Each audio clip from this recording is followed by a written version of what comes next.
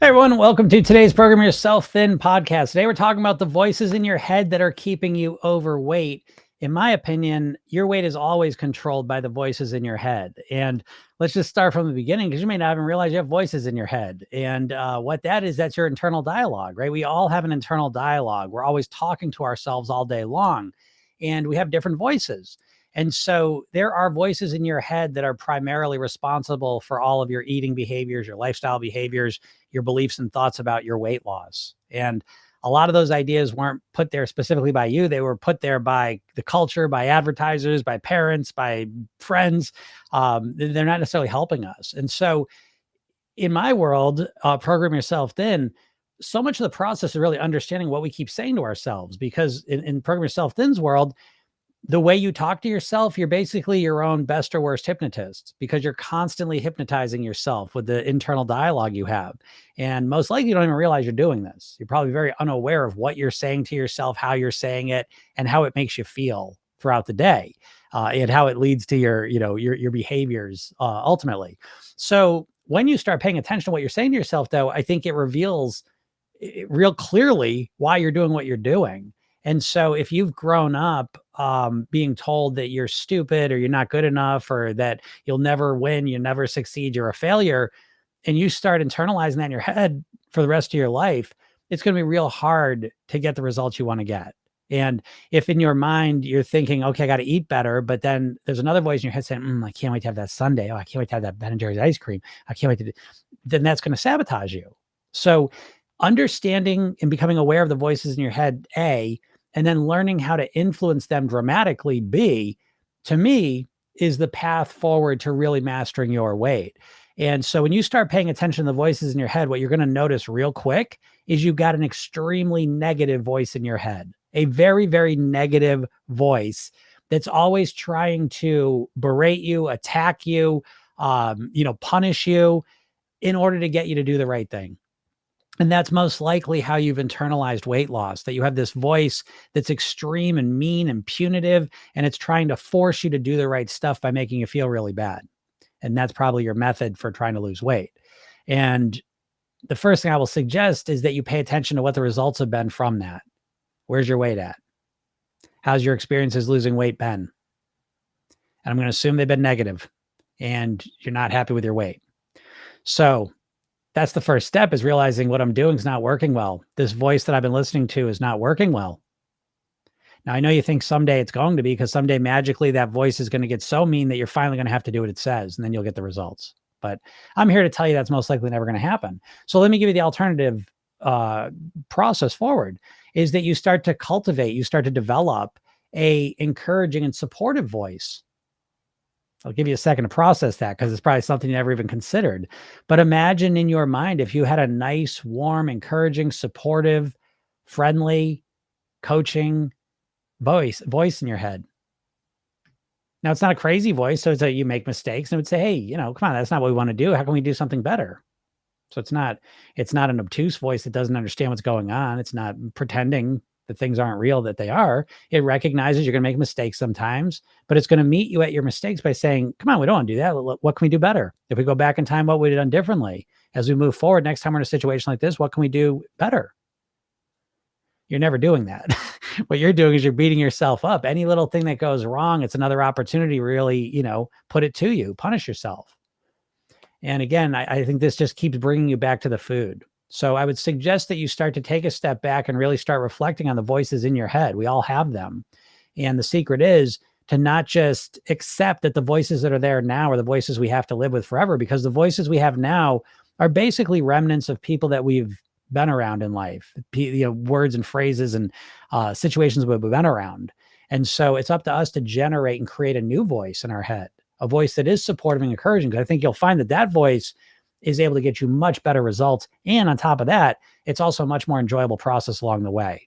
And if you want support in this process of really influencing the voices in your head, click the link in my bio and go get the free hypnosis session I give you. It's called The New Thin Me, and it will help you start to understand what that voice would sound like and what it would feel like and how you would behave if you talk to yourself that way. And again, it's a free session. You go just test it out, and then watch the video I made for you and read the emails I send you.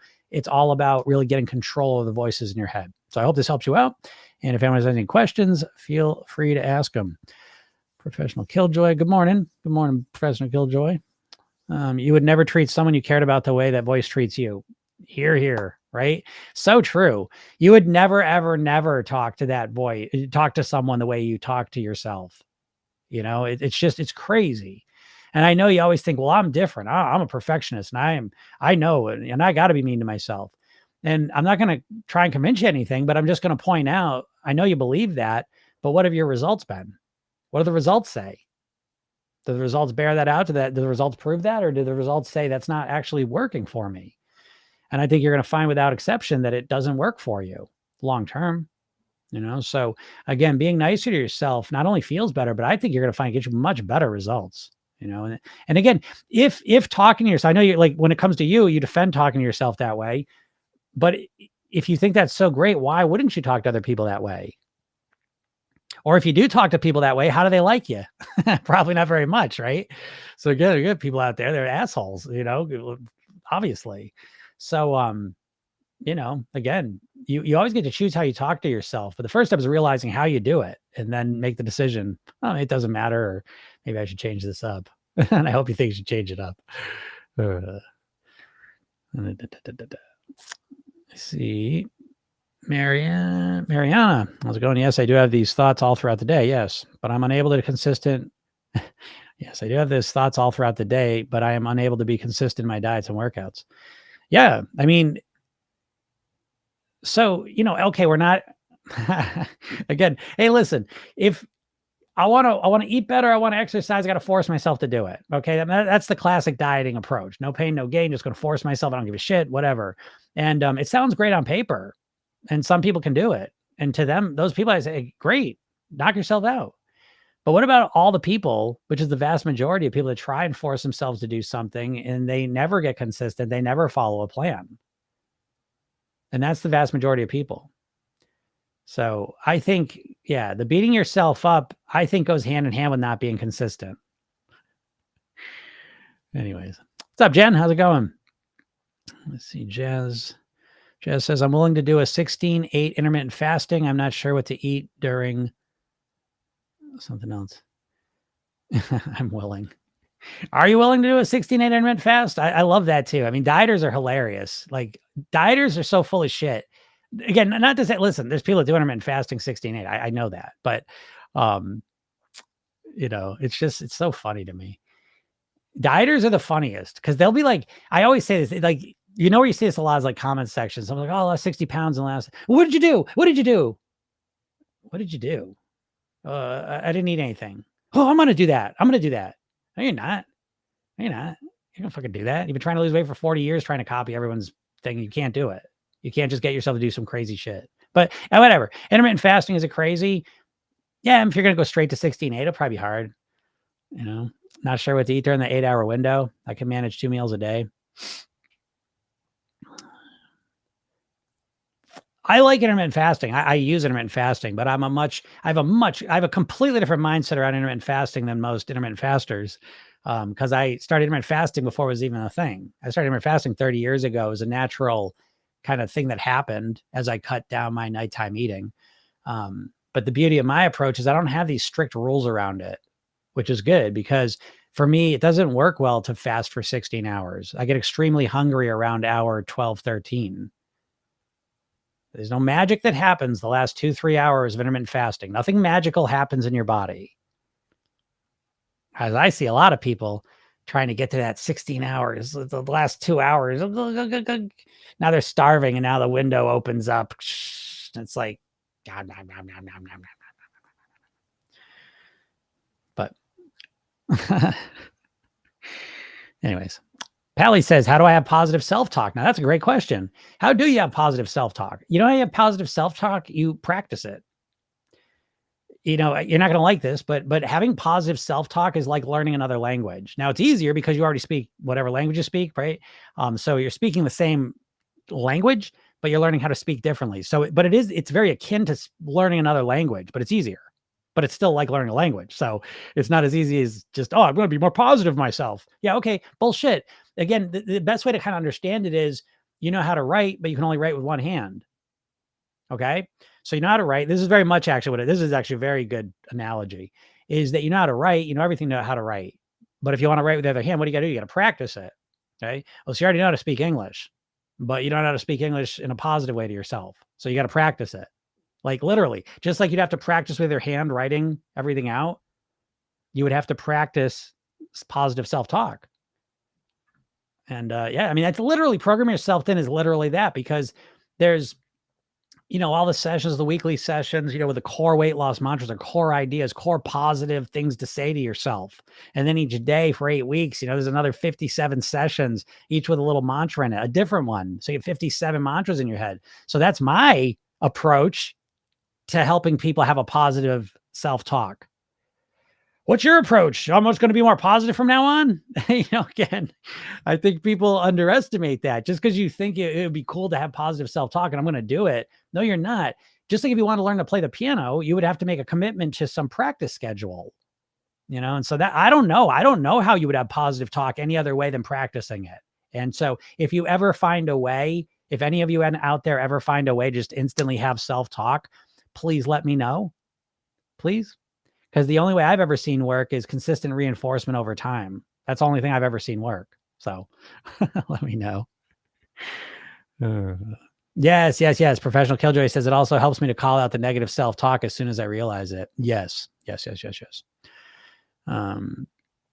says, please advise what foods to eat and how to work out the macros for lunch and dinners. Would you advise detox of body? I just, Jazz, to be honest, the path you're on, I am not that person. You're on the intermittent fasting detox path. I don't have a problem with intermittent fasting as a tactic that's part of an overall bigger strategy and plan.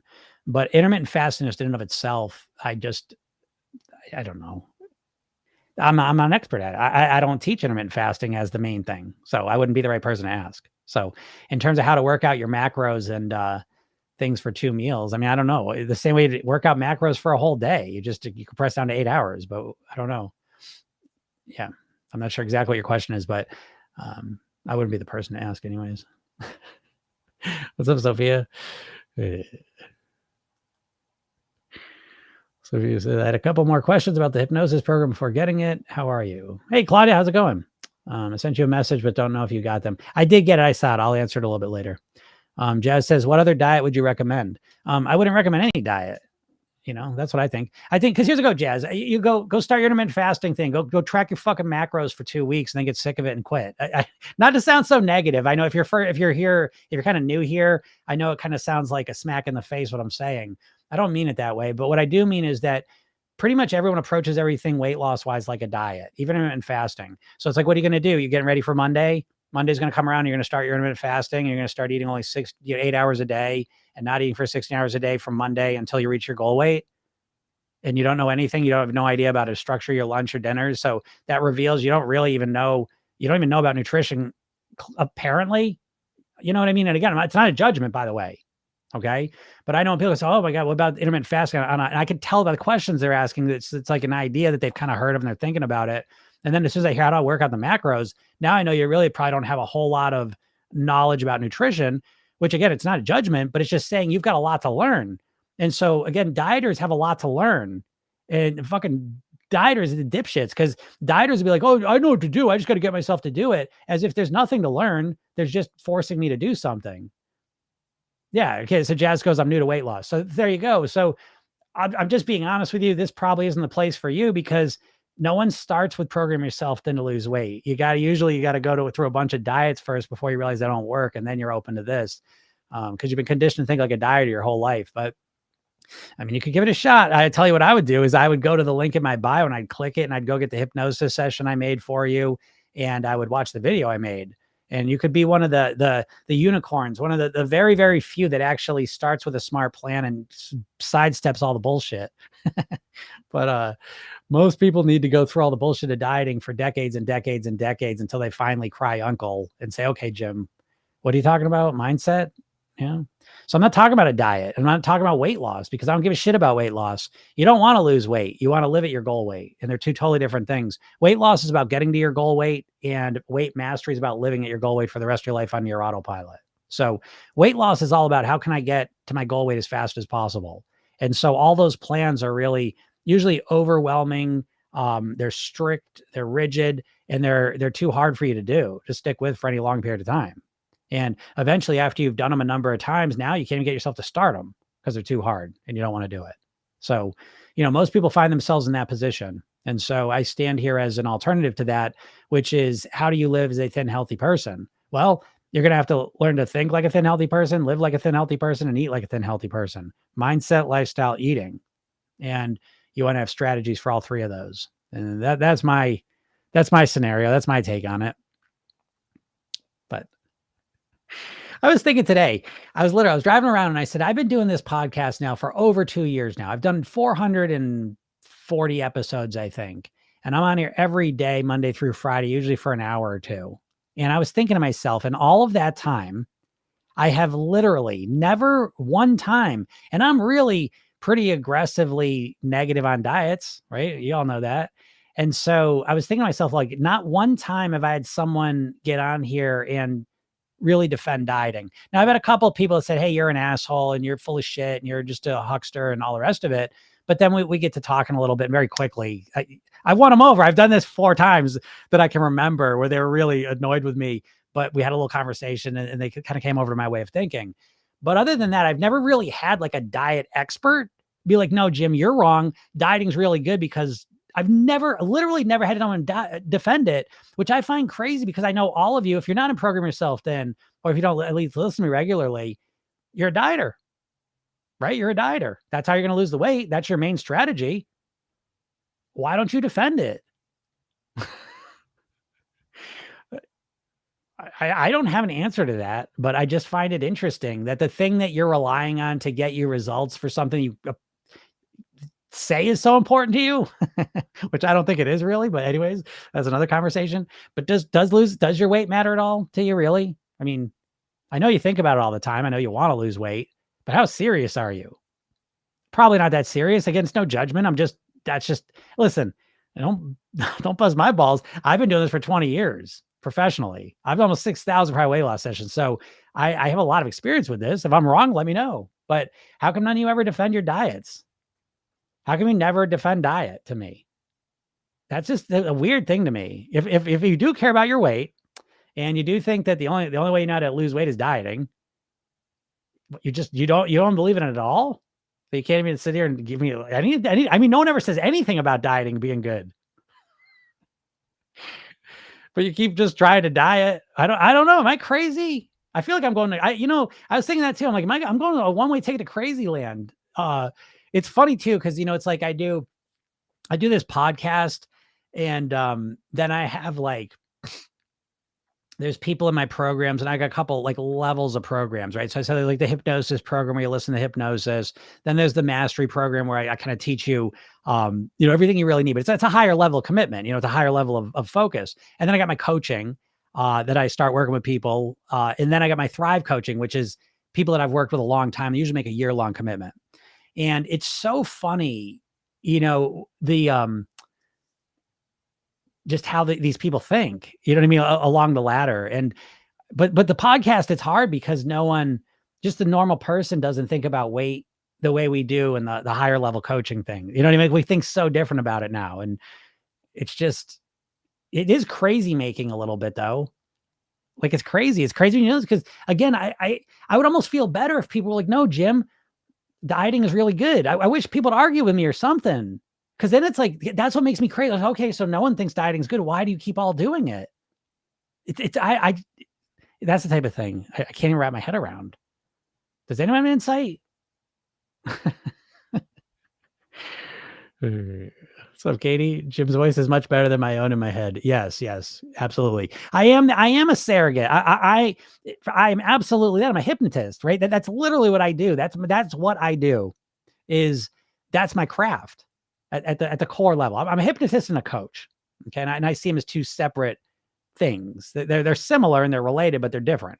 And so the hypnotist part of me is I'm looking to speak in a way, the way I speak, the words that I use, the ideas that I'm communicating and the way I'm doing it very, very intentionally to basically get in your head with positive ideas.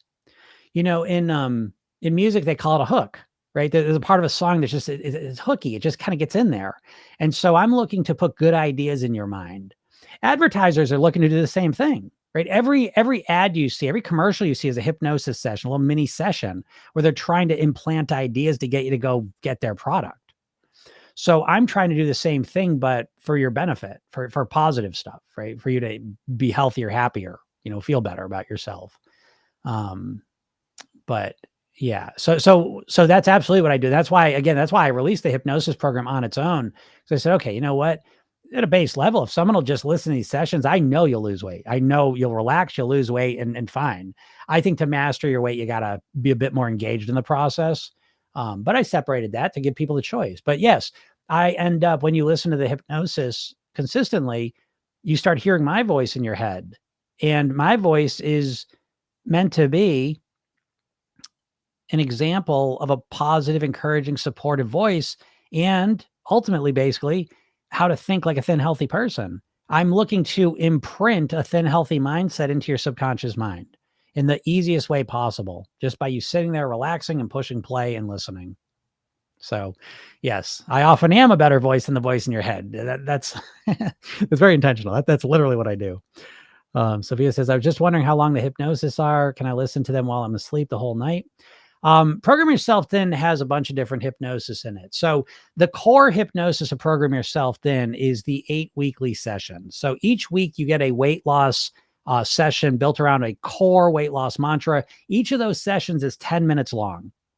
And so the goal is you can listen to it once a week, but I would suggest ideally more. So each week you listen to that session as often as you can. Okay. And then in the morning, you also get a morning session, which is 5 minutes. And that session's a different one. Each day it's a different one. And this helps just reinforce all the messages from kind of slightly different angles. They're all a little different. And so that's kind of the 2 core sessions. And I always consider the best approach is to bookend your day, because you got the morning session when you wake up, and then at night you got the week session there. And with the week session, there's 2 kinds of sessions. One is a regular hypnosis session where you go in and you count it out and you go about your day. The other one is the same session, but it doesn't have the count out. And I call that a sleepnosis session. So that's one you would listen to if you're getting ready to go to sleep. Put that on, let it help you fall asleep, and then you just fall asleep, right? Because there's no count out to it. So yeah, those you can listen to. And then there's a hypnosis library with a bunch of sessions that are all different lengths and focuses. Oops. What's up, Cindy? How's it going? I'm laughing because my phone, oh, there it is.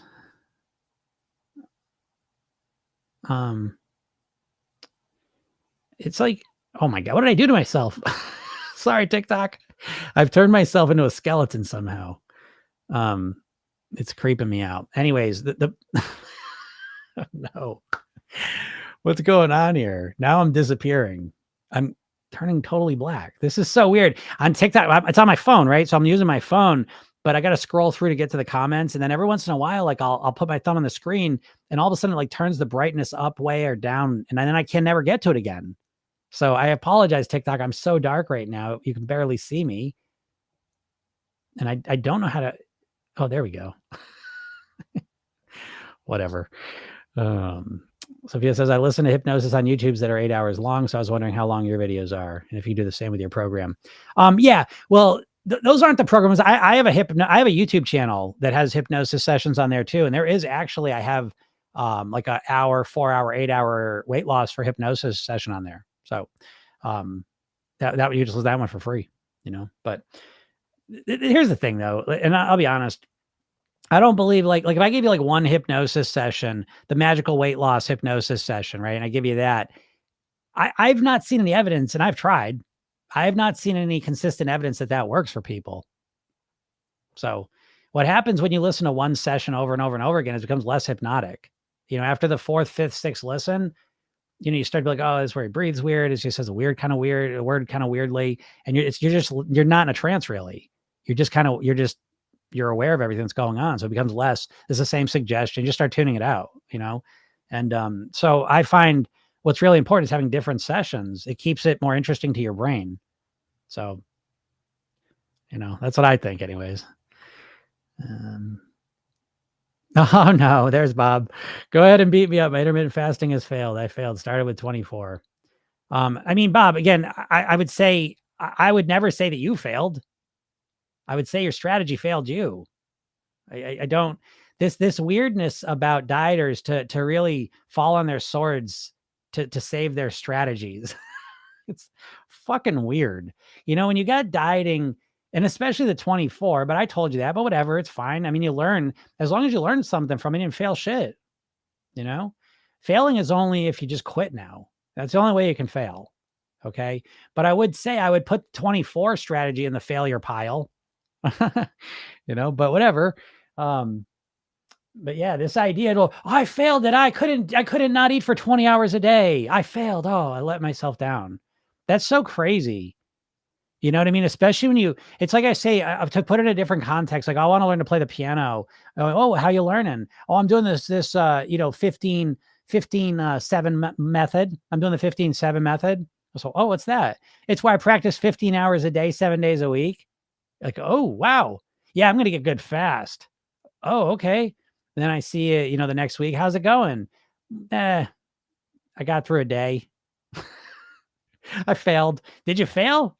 Or was that a stupid fucking plan to try and play piano for 15 hours a day right from the get, 7 days a week? It's stupid. Sounds great in your head because it sounds like that's the path to fastest results. But can we bring reality in at all? Can you dieters? Do you mind dieters?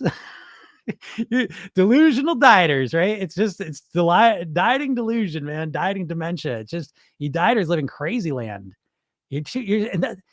I know. I don't.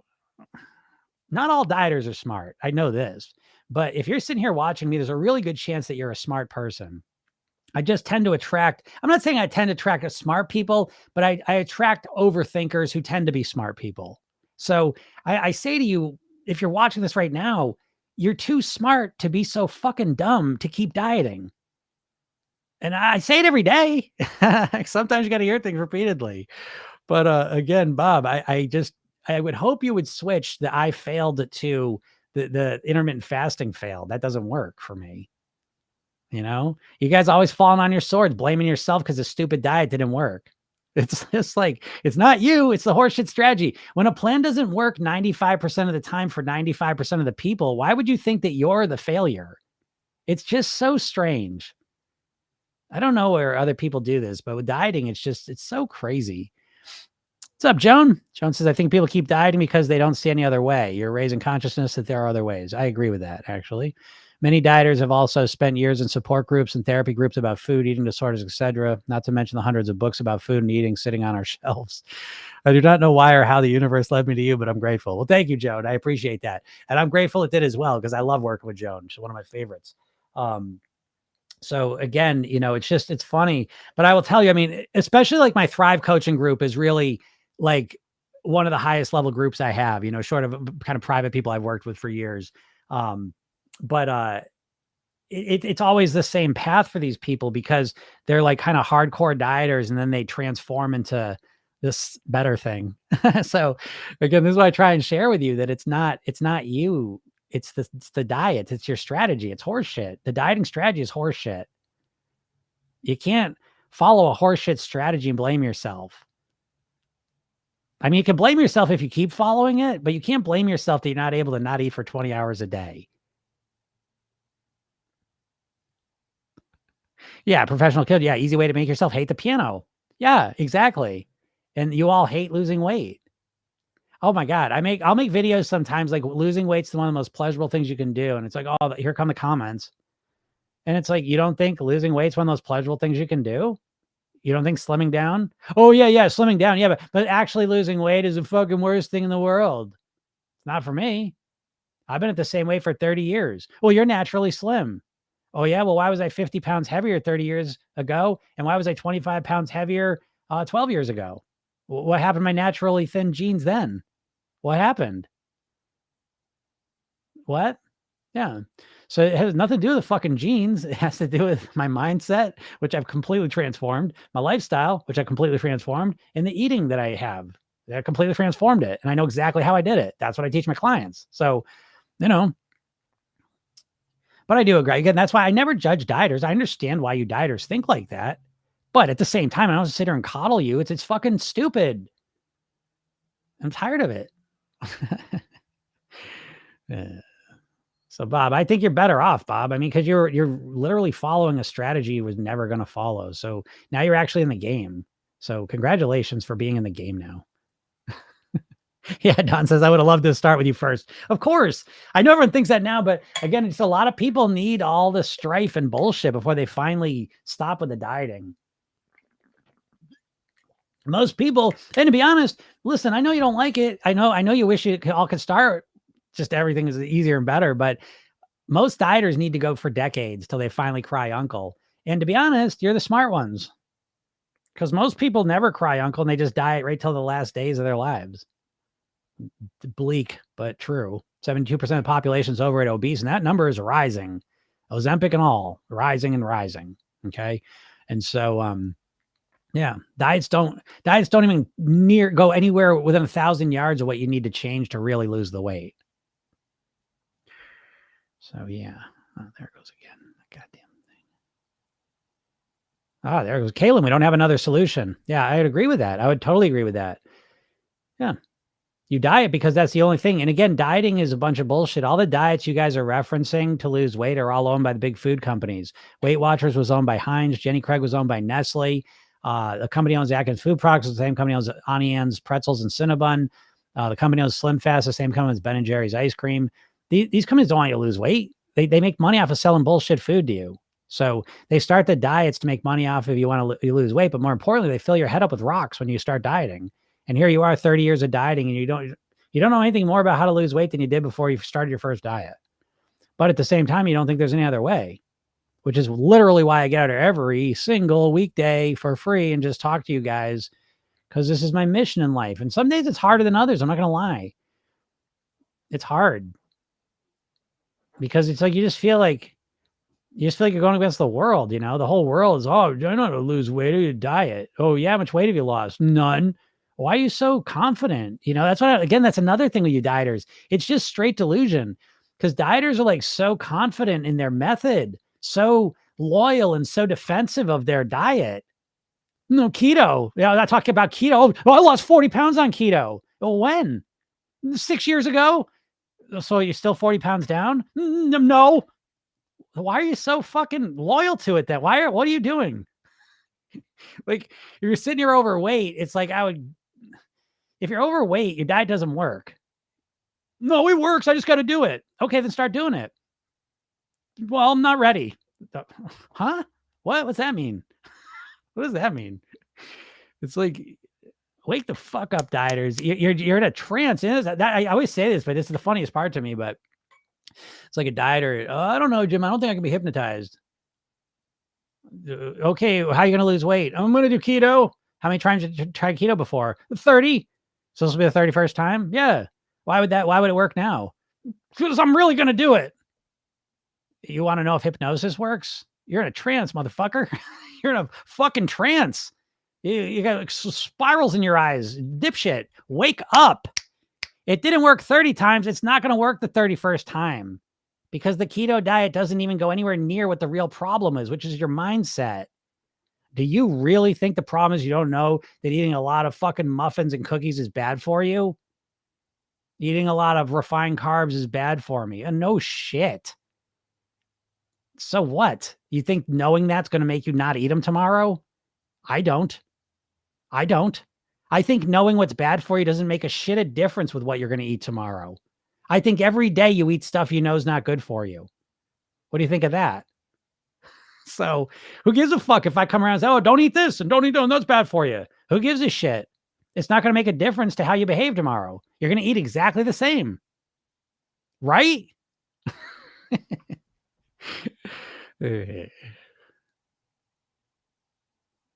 Yeah, I guess. Did I just answer your question, Sophia? I think I just answered you.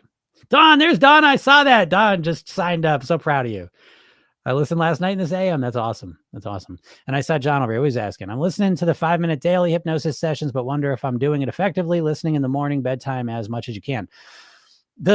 Here's okay. So let me give you the core, what I would suggest if you're in the hypnosis program. Ideally, what I'd like to see at a minimum is listen to the 5-minute session within 30 minutes of waking up in the morning every day. That would be ideal. If you can't do that, anytime during the day is great.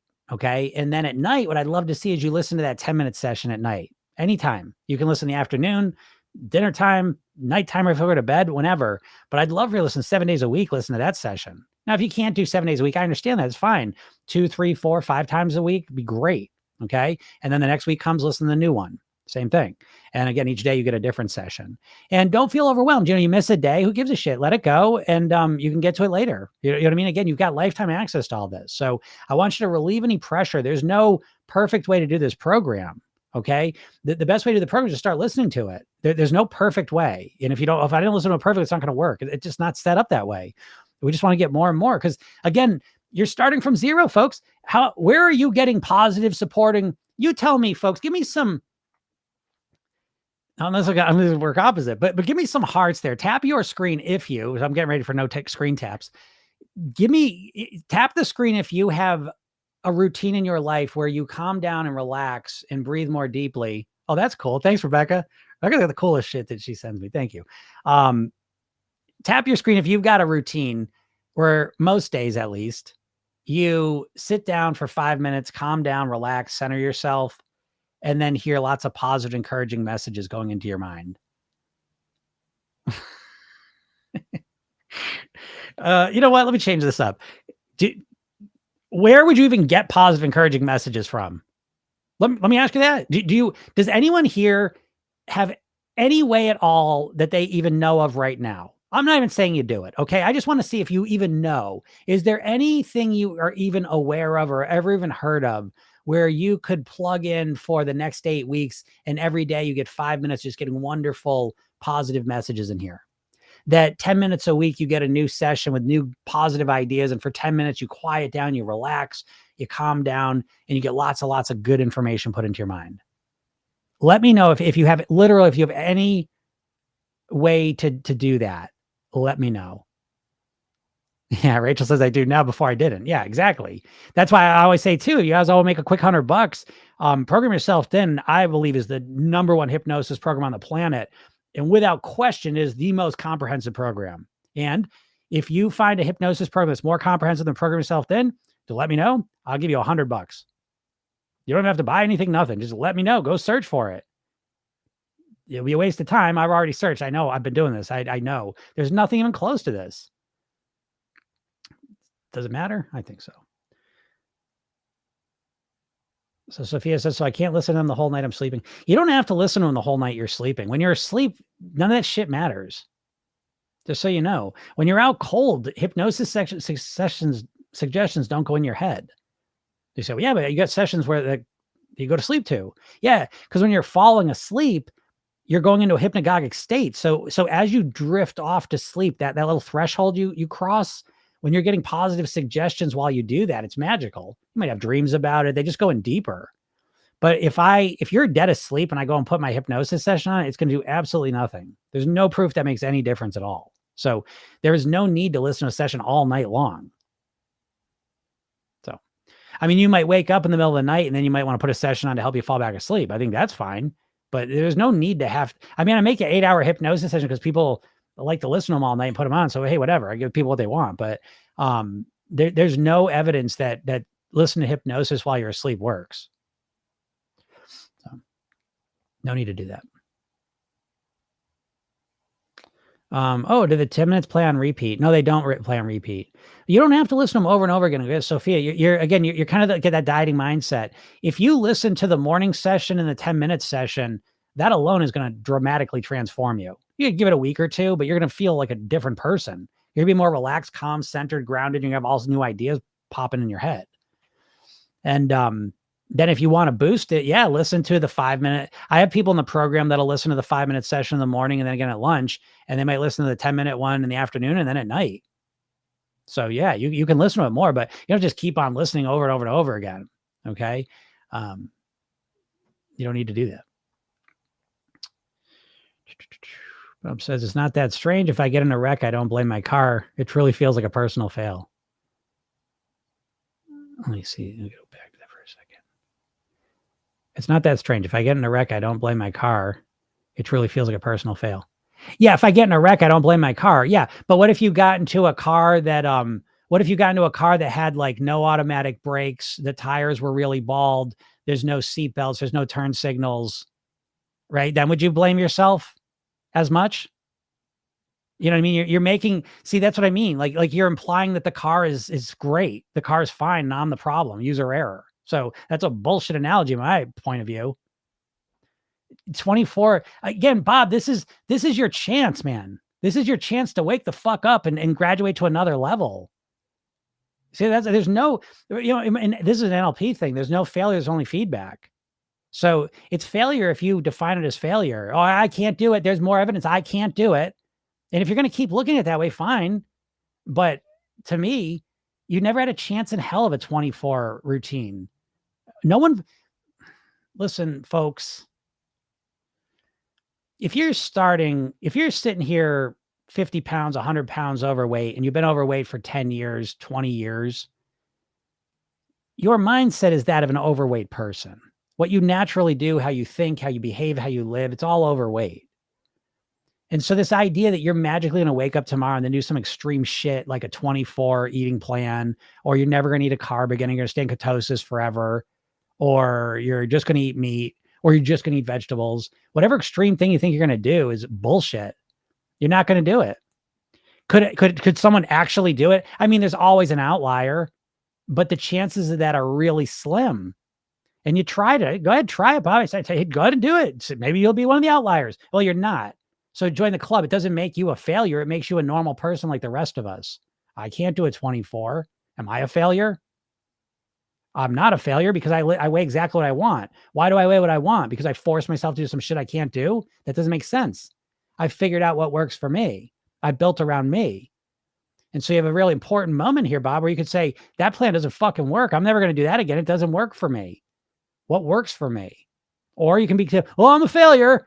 Oh, I'm a failure. Let me wait till January. I'll try it again. Or let me wait till fucking some other crazy plan comes and I'll try that. What I'm trying to tell you is I'm trying to give you the eyes to see that it's all the same dumb shit. It's a stupid fucking plan. I'd love to know what you did before the 24 plan. I bet it was somewhere in the ballpark of paleo, carnivore. I bet.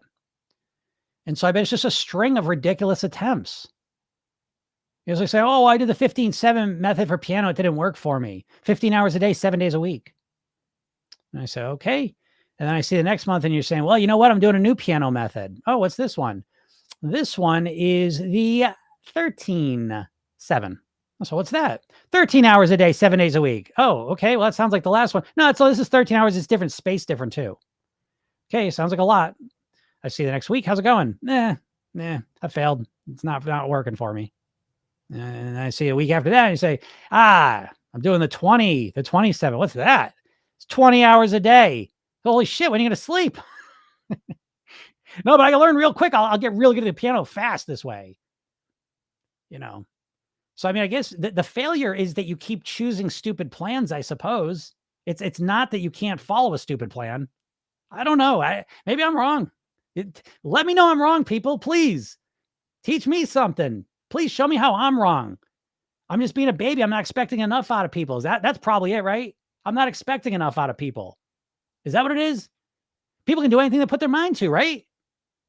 Is that it? People put their mind to not eating for 20 hours a day. They can just do it. Not what I see. And I don't think that's a bad thing. I can't do it. I don't feel like a failure. I can tell you that. I don't know. What's up, Tabitha? Hey, all right. Tabitha's getting the program this weekend. Can't wait. Tabitha, get the coaching version. If you can. And get the mastery version if you can. And I'll give you a week of coaching. Oh, yeah, Tabitha, of course. You can ask me. Yeah, email me some questions. I'll answer it for you. Shabub says, I'm past the mindset, but at the emotional part. Any advice for emotional eating addiction? I'm past the mindset. I don't know what that means. I do not know what that means. I'm not past the mindset piece, so I don't know what that means. But anyways, I'll talk about the emotional part. Advice for emotional eating addiction, and I think that's an interesting conflation of stuff and mixture of things. But Emotional eating, I will tell you, I'll give you kind of my base answer is that I think emotional eating is a symptom of a deeper problem. Typically, that there's some emotion that you're looking to avoid or dive into, and you're using food to do that. And so you don't want to stop emotional eating. You want to deal with something deeper. So, for example, if you are a boredom eater, the boredom eating, you don't want to just stop eating because then you'll just be a thin, bored person. And that's not really what you want. So the boredom eating is not to stop doing. That's not the real answer. The real answer is to say, how can I entertain myself? How can I stimulate myself? Right. Whatever the opposite of boredom is. I'm bored. How do you want to feel? I want to feel entertained. Okay. How can I entertain myself without food? That's the real answer. Because once you resolve the core emotional issue, then the food becomes redundant, becomes unnecessary, right? So if that makes sense. The emotional piece is very hard, but you're right. It's all mental and mindset. Overall, it's progressing. Great job. Great job. And yeah, I suppose that knowing it's bad for you brings more shame and guilt. Yeah, that's true. It's true. What's up, Azra? Jim, I gained 100 pounds in my first pregnancy, and I'm excited to lose the weight again. Nice. Excited for you, Azra. It's going to be a journey. Yes. I know your podcast will help. Yes, they will. I lost my first 90 pounds with your hypnosis sessions, and I know I can do it again. Great job, Azra. Yeah, of course you can. You might want to think about getting the mastery program so you don't have to do that again, though. The mastery program is the program to live at your goal weight forever. So I'd strongly suggest you get that if you can. Yeah, Rebecca says you've been helping me build a new routine. Very good. That's what I want to do. Yes, Dawn. That's so funny, Dawn, that Dawn says that. Dawn just got the hypnosis program. And I know she's been a long time podcast listener. She goes, I have to add, it's now funny to be hearing feisty Jim versus calming voice Jim. Yes, yes, yes. That is so funny. And I always mean to mention that more often than I do, that my hypnosis sessions. No, I am not swearing and I am not fiery in my hypnosis sessions. I think that's the funniest thing to me because I think it's just the funniest thing that I'm a hypnotist, to be honest, because my normal personality is definitely a bit, I don't know. I don't want to say edgy. That's kind of corny, but it's like, I'm definitely, I got a mouth on me and all that. And so it's so funny, even people that know me to think I'm a hypnotist is a funny thing, but I absolutely, yeah, it's a totally different thing. And I'm one of the highest paid hypnotists on the planet. Does that make me one of the best? I'll leave that up to you, but I'm absolutely a top level hypnotist on the planet. So yes, it is a skill set. And I speak very differently when I'm doing hypnosis. That's so funny you say that.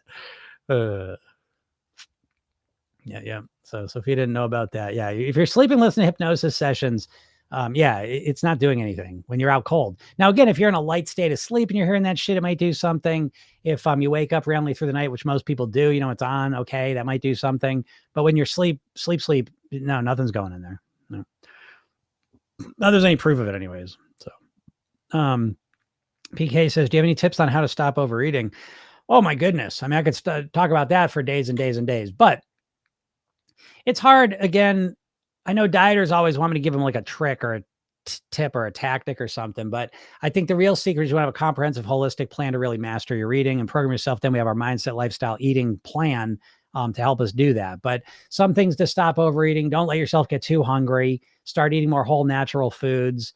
Start eating more fiber in the forms of fruits, vegetables, greens, beans, whole grains. And those things fill you up, but have a lot less calories in it. So natural foods, it's a lot easier to not overeat them as opposed to processed foods. So, I know those are kind of vague, but yeah. The Madar teacher says, good takes the edge off for me. I've been trying to sit with the feelings for a bit. It's not easy. It always works. It doesn't always work, but often it does. So take a beat if you can. Good takes the edge off for me. I'm not sure what that means, but food takes the edge off for me. Yes. Okay. That makes sense. Food takes the edge off for me. I've been trying to sit with the feelings for a bit. It's not easy. It doesn't always work, but often it does. So take a beat if you can. Yeah. I think that's great advice. And I believe that's kind of built into Program Yourself Thin, because a huge part of the process of Program Yourself Thin working for people is that yes, it's hypnosis and there's good stuff going in your head. That's a big part of it. But I think the bigger part is that every day you're practicing relaxing and calming down. And I know you all need that because you're stressed and fucking overwhelmed and up to here. You're in a chronic state of stress, and it's very difficult to make good food choices when you're constantly stressed. So learning to relax and like like they said, being able to take a step back and relax and calm down and then make a food choice is really helpful, as you can imagine. So actually says, what if you know what you need to do, but still don't do it? For example, you know, breathing stress management will help you, but you don't prioritize it for long enough. How to break this? That's a great question. And I love that question so much because that's what Program Yourself Thin's all about is installing habits, you know, and I think I love the first part of your question. And then I can't stand the last question. You're not breaking shit. You know what I mean? So it's like, what if you know what you need to do, but you still don't do it? For example, you know, breathing and stress management will help you, but you don't prioritize it. How do I break this? You're not breaking shit. You're installing something. You know, that would be like saying to the hand that you can't write with, saying, how do I break this? How do I break this this ignorance with this hand? How do I get you to write like the other hand? What do I have to do to get you to write like the other hand? What curse do I have to break? You know, and it's like this idea that something's stopping this hand from writing. When in reality, you know, again, you don't know what you need to do. Knowing what you need to do is a full thing. So I know what I need to do in terms of meditating and doing yoga. Why do I say that? Because I meditate and I do yoga every single day. Every single day. So knowing that I should do yoga and meditate is like the top level of it. It doesn't mean shit. You all know what you should eat. Doesn't mean you eat that way. So knowing what you should do logically is not knowing what to do. Does that make sense? You know how to write with your hand. You can't write with the other hand though, can you? So having logical conscious knowledge does not mean you have behavioral knowledge and the ability to do it. They're two totally different things. Are you hearing me, dieters? This is why you're all full of shit. Because you tell me, I know what I got to do. Well, what do you got to do? I got to follow a keto plan. Okay, how are you going to do that? Oh, I'm just not going to eat any carbs. Okay, well, one side of the coin is not eating any carbs. The other side of that same coin is I have to eat completely differently. I have to learn how to eat differently. So if we go back to the hands, I don't have to break the curse on this hand. This hand doesn't know how to write. I would have to practice writing with this hand. And so it's the same thing with you with the breathing and stress management. You need to install that habit. And so how do you install a habit? Now this just gets to this drives me nuts because again, in Program Yourself in the Mastery program, we go deep into habits. I teach you the neuroscience of habits. So you have a strategic plan of how to work with your actual brain to install habits. And you got to practice it. There's no just magically, that's not how a human body works. If it was, I'd be able to write with this hand right now because I know how to write. Now I can just, is that how you work, folks? You can just decide you want to do something or know you should do something, then you just do it? That's not what I've seen. That's not how I am. So again, stop looking at it like you know how. You've probably never had a breathing stress management routine in your life. So why you don't know what to do? You know you should do it. You know it'd be good for you. That's up here. And you have to get down to how do I actually install that behavior in my life so that I do it naturally and automatically, like my toothbrushing. Hope that makes sense. Oh, look at that. Yeah, Rachel, that's a good one. Rachel's a smarty too. You also listen to Rachel. Rachel, part of my routine is to put my sleep headband on and turn the Sleepnosis on before I get into bed. Rachel's a sharp one, man. Rachel really impressed me yesterday, right? Rachel, we talked last week and she just went to school on her bad habit, you know, and it was like, damn, it was really impressive what she came up with. So when Rachel comes up with a strategy, you all should listen. That's a good one.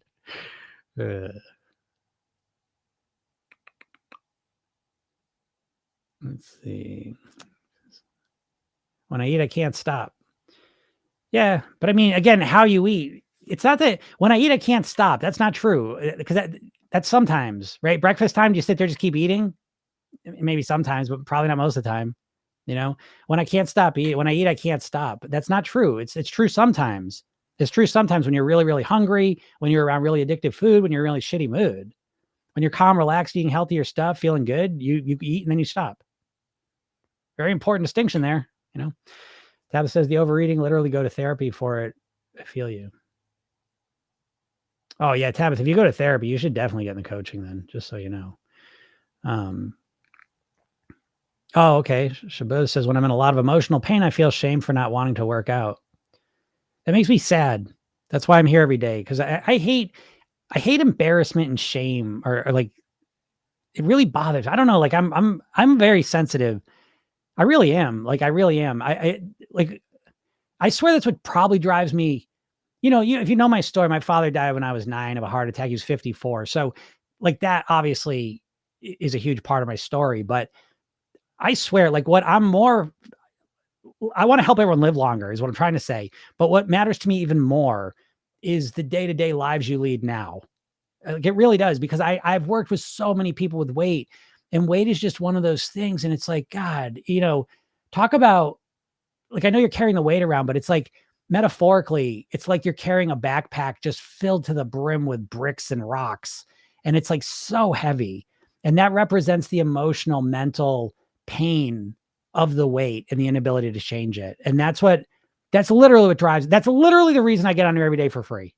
Like, that's the reason, is because it literally breaks my heart. Cause I'm like, you have this human being at this moment in time. It's like so much amazing wonder around you. And you could potentially spend literally the whole entire time feeling like shit about yourself because of the weight thing. And the shame, I fucking hate shame, because you can't go, because you're feeling horrible and you can't get yourself to work out. And then you feel shame on top of it. And I that's literally why I'm here. It's stuff like that. So, I mean, what I would suggest to you is that I'd have a plan A, B, and C. So I would start to recognize that sometimes I get into so much emotional pain that I can't get myself to work out. And so I would say I would have a plan A is when I want to always go to the gym and work out. That's plan A. But I know sometimes I get so emotional, I don't want to work out. And so then I would come up with a plan B. And plan B would be something like, maybe I'll do a 10-minute workout at my house if I'm really feeling emotional. So I'll do that. If I can't get myself to, if I'm really in a bad place emotionally, I'll just go for a walk around the block and come home. And so I would look to give myself more flexibility and options rather than having one plan and I have to force myself to do it no matter how I feel physically, mentally, or emotionally. I think that's a better strategy forward. PK, yeah, it doesn't matter if it's fruit or fries. That's bullshit. That's bullshit. That's bullshit. And what they're referring to is that when I eat, I can't stop. It doesn't matter if it's fruit or fries. I love the alliteration, and I'm going to assume you've said that many times in your life. That's probably like your catchphrase, I bet. No shade. I'm not, sometimes I say things, I say, I'll be an asshole, but I'm not. But I know people talk in, I mean, you all listen to me. I say the same shit over and over, right? We all say the same shit over and over. And I bet you've said that a lot. It doesn't matter if it's fruit or fries. I bet that rolls off the tongue for you. And it's bullshit. There's no way. There's no way. And don't get me wrong, I've seen outliers. People can eat 40 bananas in a day. So again, that may be you, but I bet it's not. I bet it's not. And I wouldn't say that, because I bet you're overstating things and you're making things worse for yourself by stating them that way. And it's not accurate too, I think. And here I am making myself look weird.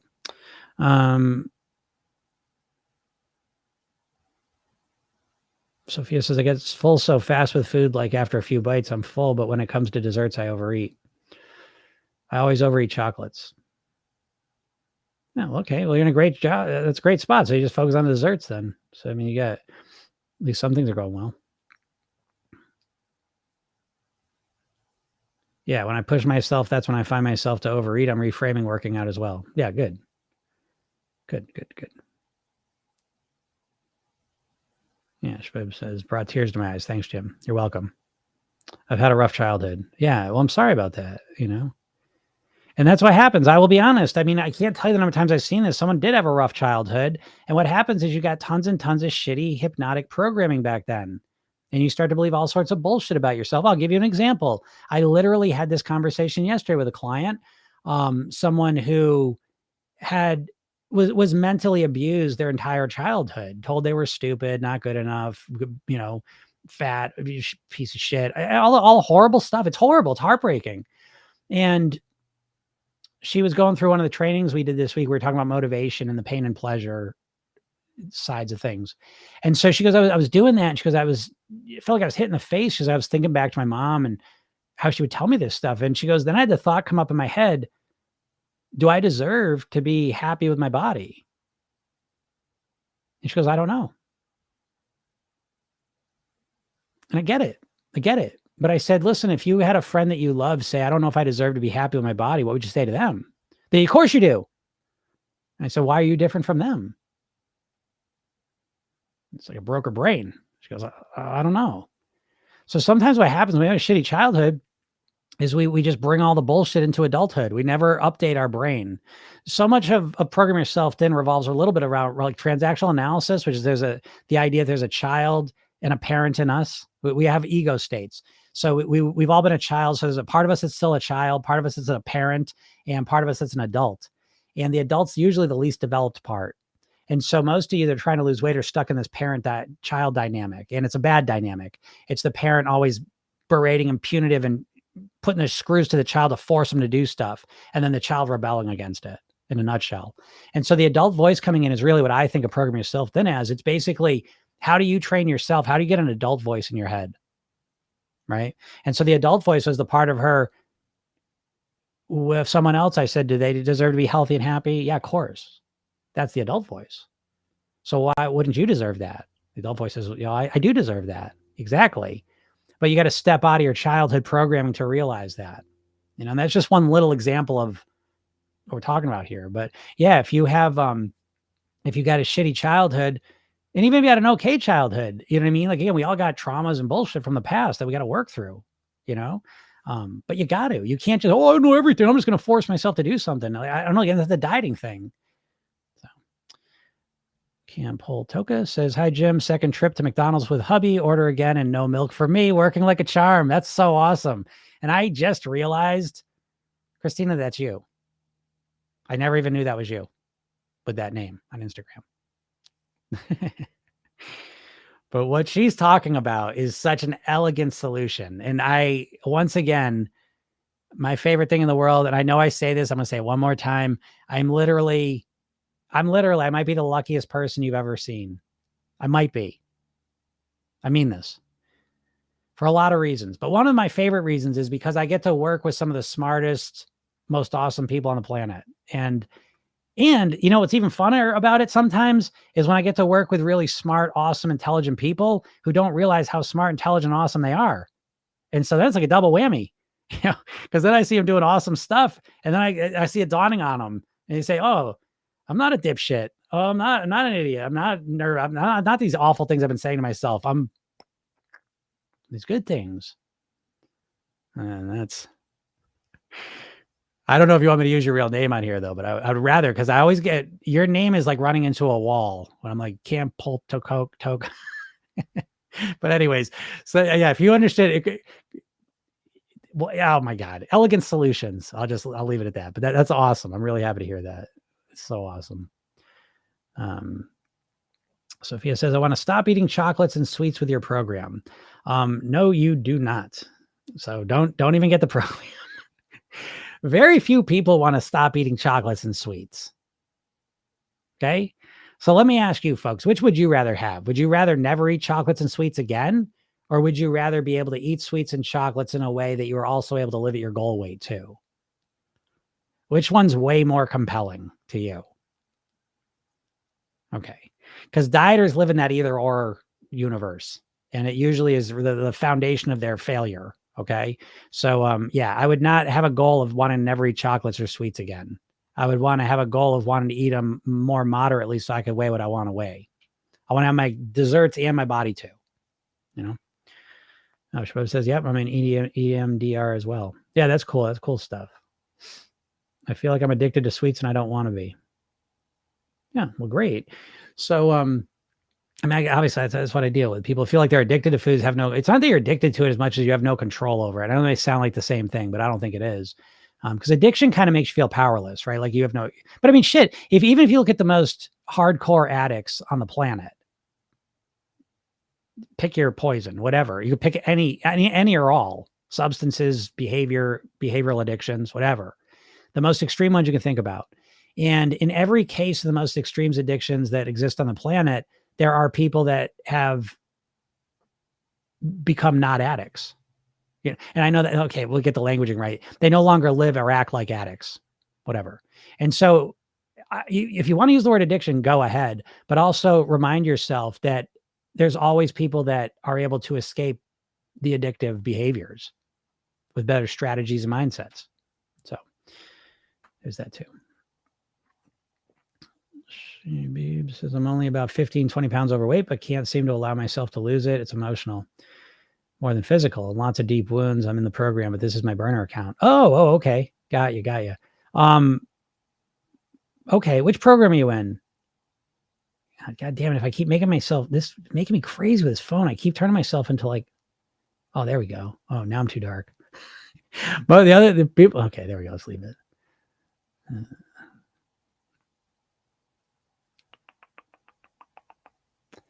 That's what I want. I just don't want to eat so much of it and have control. Well, there you go, Sophia. That's a better goal, though. Okay. It's a much more congruent, higher level goal that has a way higher chance of working than your first one. What's up, Denise? Denise says, childhood trauma talk has opened my eyes now. Thanks. I know how to redirect that eating emotion. Very good. Bob said, I'm too old to keep trying crazy shit, so I'm going to go all in on your strategy. All right, Bob. There you go. There you go, Bob. You should go all in. You should join the coaching program. You know, you're really going to go all in. You know what I mean? That'd be the best thing you could do. But congratulations, buddy. All right. Now you're on a whole nother level now. So you graduated. Okay. I want you to think of it as a graduation. Because if you cut the shit with the crazy shit, and I told you this, but it's fine. Again, we all got our paths again. And I say that with an open heart. I've done it. I do this myself all the time where I just do my shoulder. I talk about this. My shoulder was fucked up for 4 years. I finally went to the doctors. They fixed the entire thing in 8 weeks completely, from first appointment to here I am 6 weeks later. Whoopity woo. Look at my arm. Completely fixed. Completely fixed. I lived with it for 4 years for no reason. So again, I say this to you with no judgment, but we all got to take the path that we take. But recognize the path you're taking and keep learning and growing from it. So again, you took the scenic route, fine. But now internalize that these crazy shit plans, they just don't work. They don't work. And it's not that they don't work in the short term, okay? They don't work in the long term. You can't stick with them. So. Oh, great, Bob. I'm really happy to hear you say that. The piano story hit me in the car. I'm really happy. That's why I'm really happy about that. That's what I'm trying to say, Bob. If you can realize that, you know, I think of weight loss as like climbing Mount Everest.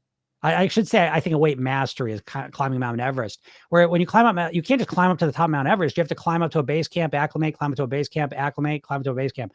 And so I would like to think that as you climb your way out of the ignorance of dieting, you've now gotten to a base camp where hopefully this could be an opportunity for you to kind of reach a new level and say, I'm never going to do this dumb shit again. From now on, anything I'm going to do, I'm going to judge it against the dumb shit. I'm blanking on the word here. The dumb shit test. Is this something I can do long-term, or is this something I'm really struggling to do right now? And if I'm struggling to do it, I'm not even going to do it. I'm only going to do things that I think are maintainable. So it's an opportunity for you. All right. As much as it is anything else. All right, everyone. Thank you so much. You guys are awesome. As usual, got to get out of here. If you're not in my world, make sure you click the link, go to my bio, click the link at the hypnosis session, watch the video, read the emails, listen to the podcast. Podcast is Program Yourself Thin. I'm on here every day. You can get on here and ask questions. And little thing here. I didn't want to talk about some of the things. I don't like just talk about programs, but if you are a Program Yourself Thin mastery student. So that's basically if you bought the $300 program or the $1,000 program at any time, you are going to get a week-long trial to the brand new Program Yourself Thin Thrive program, where you get to use Gym AI, you get the new lesson, you get the weekly hypnosis session, you get the daily hypnosis sessions. Now, if you're currently in the 8-week program, you may not, because I don't want to overwhelm you. But if you already finished the program and you're done with it, you're going to get that. So keep an eye on that. And there's a new community app that I'm working on. This thing's awesome. You're all going to love it. And so this will eventually even have a free component to it. So even people that aren't in any programs will be able to get in there. This is going to replace any of the Facebook groups, which I knew wasn't going to work before. I just proved it to myself. So this is exciting. So anyways, anyone who's even in the programs, any programs, keep an eye on your inbox over the next couple of days because I got some cool things coming for you. So just wanted to let you know that. So, all right, everyone, have a super duper weekend and we will talk to you soon. Bye, everyone.